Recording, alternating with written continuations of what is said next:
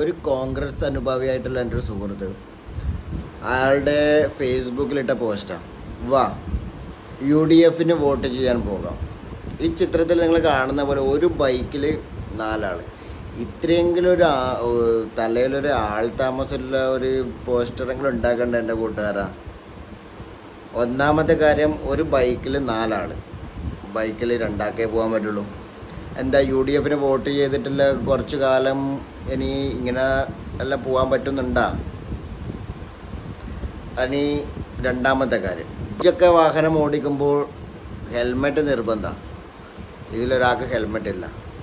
അപ്പോൾ UDF vote ചെയ്ത് UDF വന്നു കഴിഞ്ഞാൽ ഇനി ഹെൽമെറ്റ് ഇല്ലാത്ത ദിനങ്ങൾ കാണാൻ പറ്റുന്നതാണോ?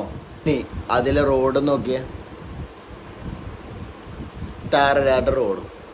അതായത് UDF നമ്മളെ കൊണ്ടുപോകാൻ പോകുന്നത് 10 കൊല്ലം പിറകിലേക്കാണെന്ന്.